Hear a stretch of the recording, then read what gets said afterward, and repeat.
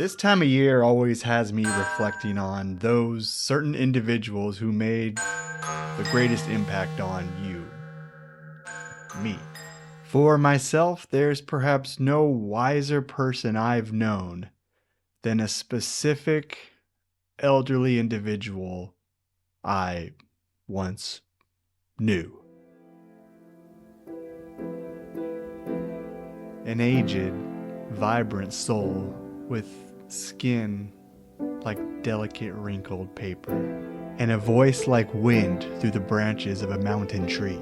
This person carried his gentle frame, venerable as a centuries-old turtle, with a soft touch like that of a river stone made smooth through time. His ancient eyes twinkled with wonder like pools gathering at the foot of a waterfall at nighttime, reflecting the endless sky above. A sagacious thinker who truly lived. A teacher that exuded knowledge and humility with every breath and shared his lessons with any who cared to learn. I'm talking, of course, about the marvelous, mysterious Professor Fantabulum, given name Phineas Q. Fantabulum, Esquire. The brilliant inventor, toy maker, candyman, circus aficionado, trained and certified whimsicalist, bon vivant, and master of curiosities beloved the world round. I can still picture his famous polka dot bow tie and rumpled purple coat. I knew him during my community college years. I was a fresh-cheeked wannabe journo on the school newspaper, hungry to have a story of mine finally in print. One that wasn't about boring things like new coffee flavors being offered in the quad, or how the parking lot was set to be resurfaced again. I suggested an interview with the owner of the locally famous eyesore of a house that sat prominently up the hill from the campus. People uncharitably knew it as that one place with all the zany crap all over it. Things like a life-size giraffe in a top hat and monocle in the front yard, and a big red arrow pointing to the mailbox in some sort of visual gag. Little did I know this suggestion of mine would change the course of my life. Professor Fantabulum was a sort of local joke to the neighborhood. They'd refer to him as a Willy Wonka type with a dash of Mary Poppins mixed with Amelia Bedelia and Mrs. Pigglewiggle, and a smidge of Belle's dad Maurice from Beauty and the Beast. Had they seen what I was lucky to see inside his home, they would have felt so stupid. To the untrained eye, Professor Fantabulum's house felt like one big mechanical toy. Boots that kicked bowling balls down tracks that then tipped over one comically large domino piece that in turn tilted a kitschy watering can. Another device involving a goldfish bowl on top of a record player that for some reason slowly rotated, winding up a reel of twine that when fully bound initiated a contraption whose sole purpose was to put a hat and scarf on top of Professor Fantabulum's head during breakfast. Like I said, he was a brilliant genius.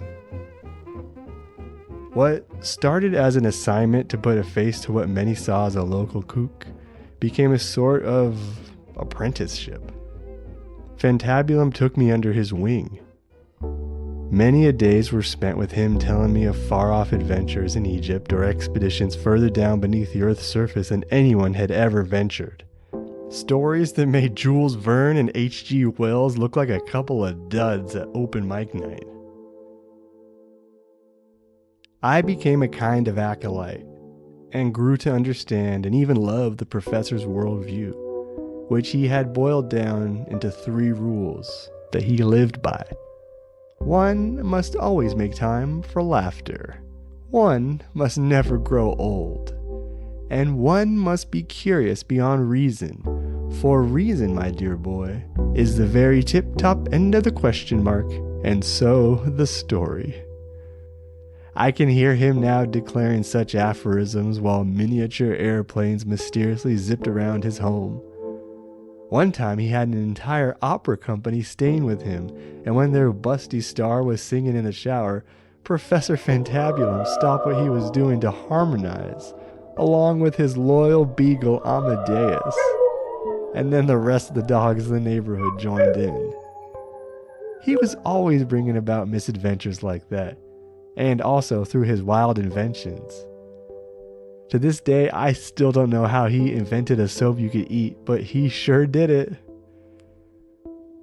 I always knew when he was out of town because his signature hot air balloon, Rosie, would be gone. He had a platform built onto the roof of his jalopy of a house.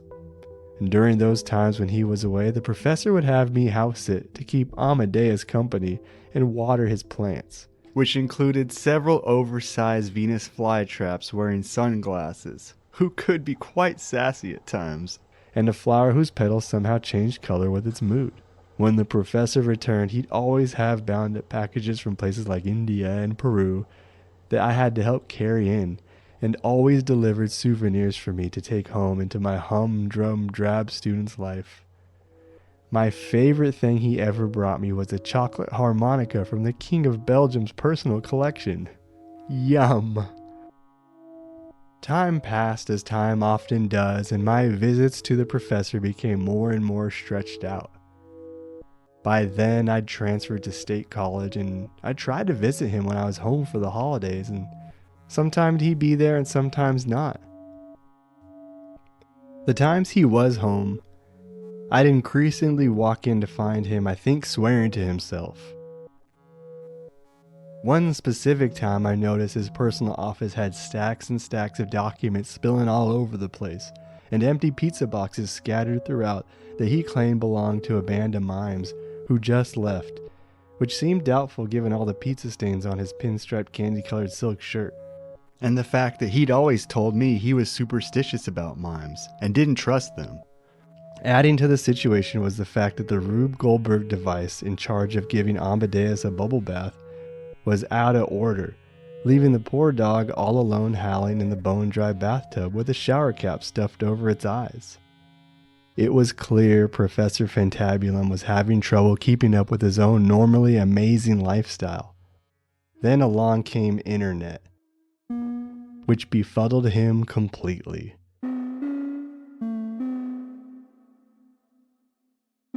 Between my new life of study groups and social gatherings, I did try to communicate with the professor via email, but he never seemed all that excited for it. Looking back, I think computers confused and maybe even saddened him. I began to feel out of touch with the professor. So, after I didn't hear back after I'd invited him to my graduation, I decided to pay him a visit. His home was still there, though approaching it felt less festive, less celebratory and whimsical. The big red arrow pointing to the mailbox was dilapidated and graffitied, and the life-size giraffe vandalized completely with its eyes missing. I recall knocking on the door and finding it yet again unlocked. Upon entering, I noticed the place had fallen into a state of complete disrepair. All the Rube Goldberg devices were non-functional, now covered in dust and cobwebs. I was first greeted by Amadeus, who, though old, bounded up to me with an enthusiasm for an outside party to finally come and assess the familiarly dour and overly ignored situation. Professor Fantabulum's marvelous collection of wonderful and amazing contraptions were non-operational. It felt like I'd walked into the sad, somber house of Mrs. Havisham, only instead of dreary table settings and the like, there was tons and tons of dead, wacky trinkets. Worst of all, I noticed all around a bunch of those electronic devices that look like little hockey puck speakers you put in your home, on the mantle or dresser or whatever, from that huge global e-commerce company owned by that bald guy with the weird laugh. Those devices you shout commands to, like turn on the patio lights or order me some more laundry pods. And they all have human names that sound pretty approachable, but also seem like they have their SHIT together. Mindy, Tessa. The professor had become obsessed and mesmerized by these electronic devices, neglecting all his analog, wonderful contraptions in their stead. He thought they were simply amazing, ingenious devices. He didn't seem to understand that you only needed one, or he had become a hoarder of sorts of these kinds of convenient tech devices. He also carried multiple Roku controllers in his robe pocket that clattered around as he gave me a warm hug. And no longer wore his fancy dress of yore, except he did have his unkempt polka dot tie loosely hanging around his neck still. The robe looked generic and dowdy, a bland tan color. He was unshaven and smelled of soup and liquor, in that order. I noticed the mechanical part of the boot that used to kick the bowling ball was rusted, and the bowling ball itself was all the way across the room next to a tipped over and sadly dead giant Venus flytrap still wearing its sunglasses. I asked the professor if he traveled anywhere exciting lately, and he said no, only Paris. I said that seemed pretty exciting, and he said he meant the Hotel Paris in Las Vegas, Nevada, for an inventors convention. He went on to tell me that the entire trip was a disaster. The airline he'd taken there had lost most of his baggage, and the few remaining doodads he did possess were stolen away from him via 3-card Monty Street hustlers. I told him he should be more careful, and he said careful had nothing to do with it because it was his theory that the hustlers were actually hired goons working for world-famous prop comedian Carrot Top, and he believed the performer sent them to steal and ultimately adapt Fantabulum's inventions into stage jokes, but I doubt that was the case and told him as much. Admittedly, the theory did intrigue me, and I haven't looked at Carrot Top the same ever since. Fantabulum said after he'd been mugged in Vegas, he did still make it to the convention during the closing hours of the event, where most had packed up and the few presenters that were still there were peddling futuristic high-tech gadgets with Wi-Fi and Bluetooth capabilities.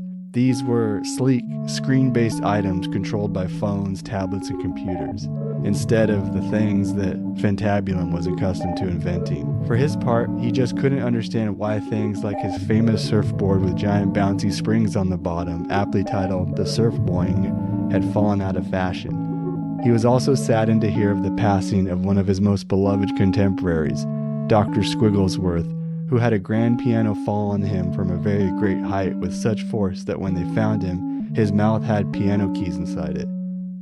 It sounded like a horrid sight. Penniless on the strip, the professor was both confounded and flabbergasted by the intensity of lights around him, and surprised to learn that even his mob contacts in the town had gone away. Frankly, it's a wonder the professor made it home alive, and he only did so thanks to a French buffet chef who he recognized that was clocking out of his shift at the time. The two of them had once sailed on the same ship together through the Cape of Good Hope, many years ago. Altogether, the Vegas experience had given the professor a scare like nothing else, and he found himself homebound for the longest he could remember in a state of shock about the world around him. He wondered where the whimsy had went, and stayed up all night working out math equations on a chalkboard, attempting to predict and confirm the next great age of marvels, and how to set up shop at its epicenter, wherever and whenever that may be. Quietly, I thought to myself, the time of world's fairs and stuff like that was gone forever. Fantabulum told me that during these times of unrest, he did not sleep or eat, and Amadeus the Beagle fixed most his meals, and how at this time this often meant the professor subsided on dog food when human food was not available, and actually that 99% of what he ate was actually dog food at that time. Somewhere in there he'd fallen dependent on the modern convenience of the aforementioned e-commerce devices and continued to fall out of touch with the colorful characters that once populated and enriched his life, either through his continued hermitage or the cartoonish fates befallen these friends, like the tragedy of a great and famous clown named Bonko, who had sadly perished in a clown fire, in a car unsafely stuffed with 33 other clowns driving up the Grapevine in Kern County, California. Others had hit him harder, like Francie Francine Dumond, his dear watercolorist of a lady friend who was still very much alive, but had decided to spend more time with her grandchildren, and therefore became unreachable. The professor was essentially alone, and so alone found little time for his previous delightful and marvelous inventions. I asked him how he passed the time normally if not inventing, and he said he mainly stared at things. The wall, outside, the floor, sometimes roofs. I asked him what he thought of during these staring spells. He said that's just it. Nothing. Nothing? I repeated. Because even nothing can be something in the right company.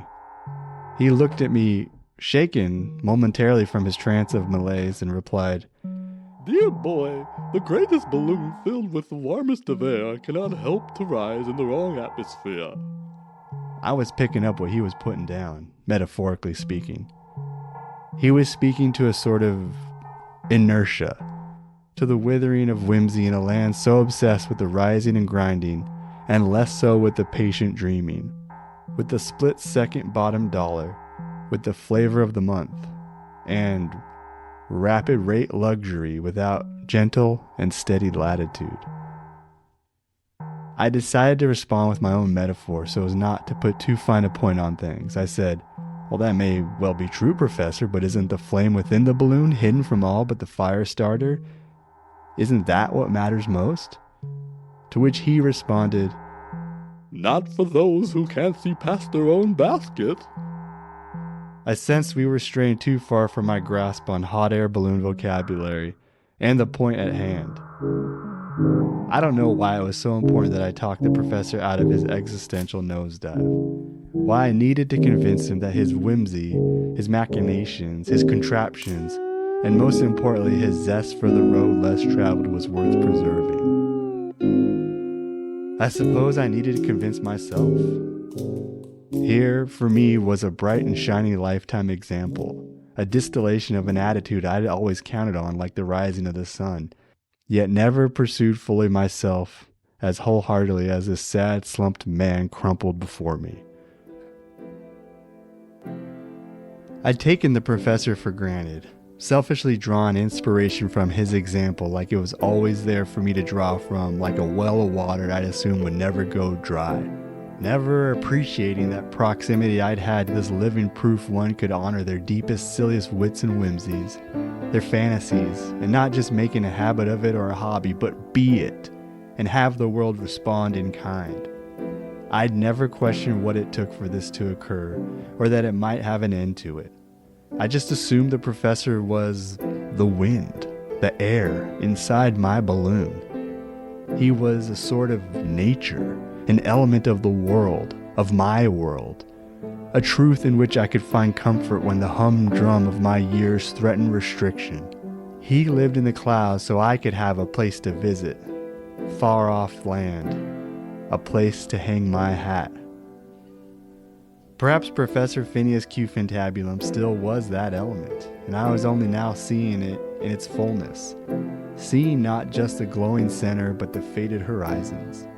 Perhaps this force waned like a resting wind into stillness as well. Perhaps it set like a sun at the end of a day at the beach. A sunset.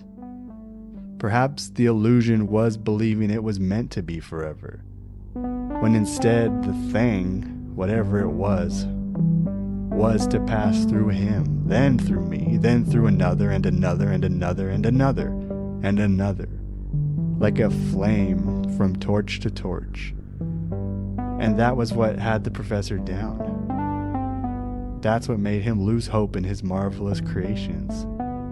Creations like his elegant pancake-o-matic, or the fire station pole he acquired from, quote, opposite land that seemingly defied gravity, or the pet potato that wore funny pants.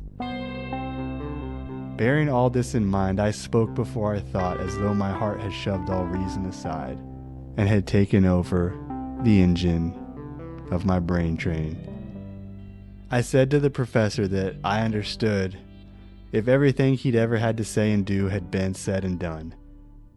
I understood this, but I asked him if he could keep going still, not for the sake of the world or even for himself, but for those still eager to bask in his whimsical warmth. Like myself, and his dog, Amadeus, who, at the time, let out a yelp of agreement. Most importantly, I told Professor Fantabulum that I believed his greatest invention had yet to be completed, and whether it ever came to be or didn't was never the point.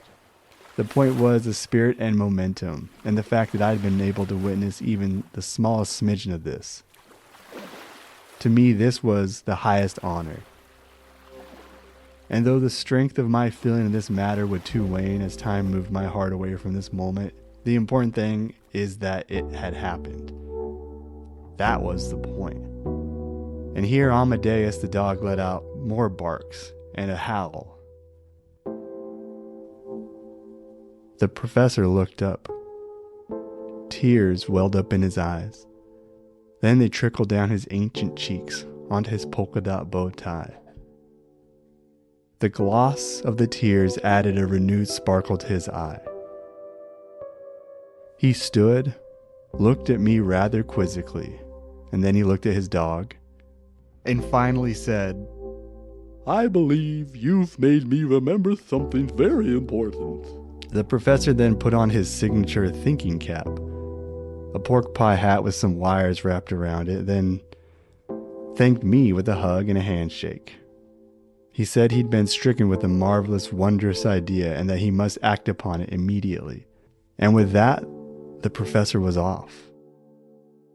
I watched as he tied on his cape of wonder, pulled a full candy bar from a jar and flipped it to Amadeus, tapped his cane once, twice, thrice, and before you could say wonder most wondrous, he was in his hot air balloon, rising up, up, up, sailing through the great blue sky like an element unleashed. I felt a deep swelling in my bosom and a conviction that all was once again right in the world of dreamers. About 20 minutes later or so, driving home, I saw his hot air balloon parked outside a dilapidated porno theater in the seedy part of town.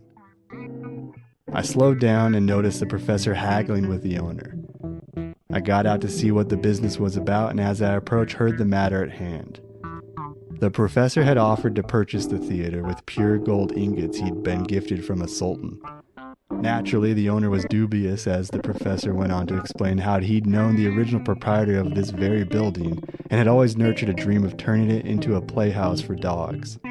Off the porno theater owner's confused and angry face, I tried to be helpful and asked, "Well, what do you mean playhouse for dogs? Like a doggy daycare?" And the professor said no, like a live theater, a venue of dramatic arts, but with dogs as the audience.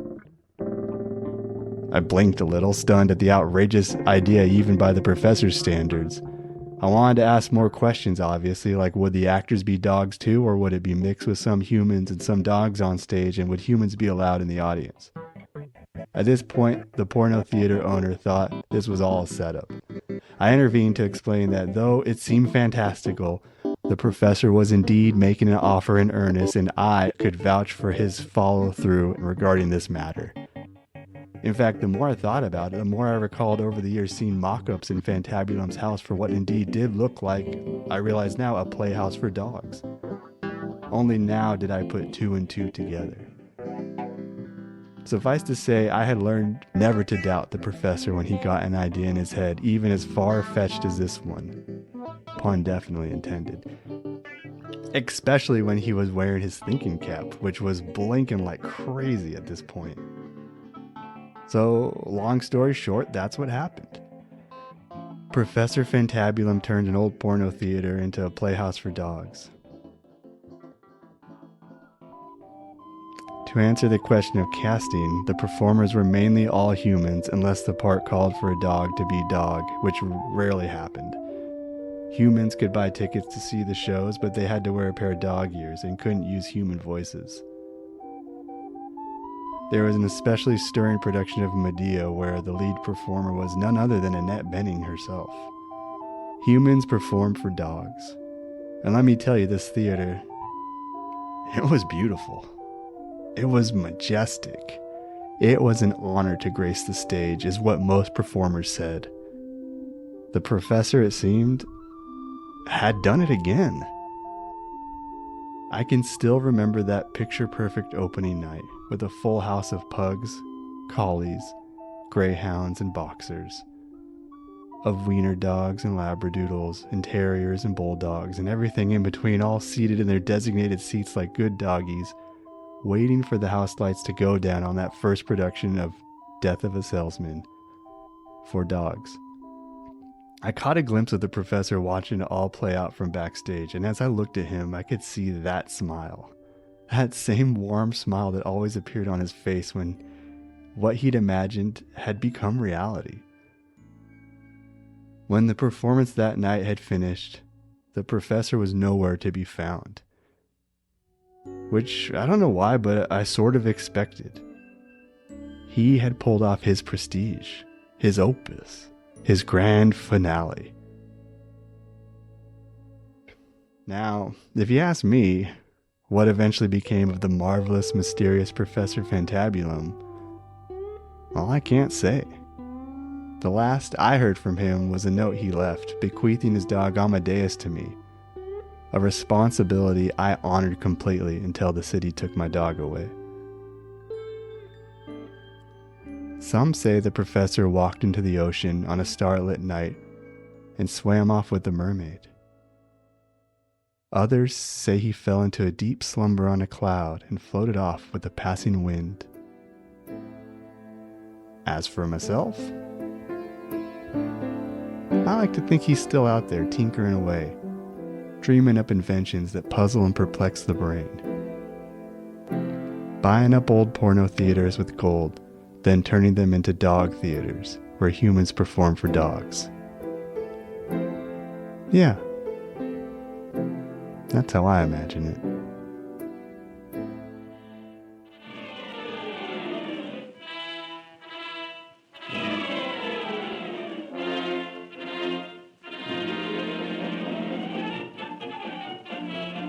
This episode of The P-Files was written and performed by Ryan Sandoval, with music by Erik Jorgensen.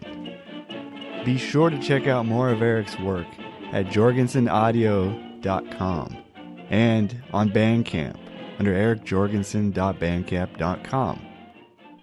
And also check out his podcast, The Glow, a music and sound experience. It's really engaging, peaceful, and hypnotic. If you like our music here, you're going to love that show. I also wanted to announce a sweepstakes. We're going to be giving away our official hand mug t-shirt. And you can enter to win by going to patterspod.com/subscribe and signing up for our newsletter. And guess what? If you're already signed up for our newsletter, you're already entered to win. These are beautiful puppies, these shirts. I got a mint green design with red and a black and white design that just really pop. You're going to love them. The deadline to enter is February 10th. So enter now and you might even win some other goodies. And as always, please share, rate, and review us as much as you can or as much as you care to. It helps, it helps. My God, does it help. Until next time, see you in the thriller pages.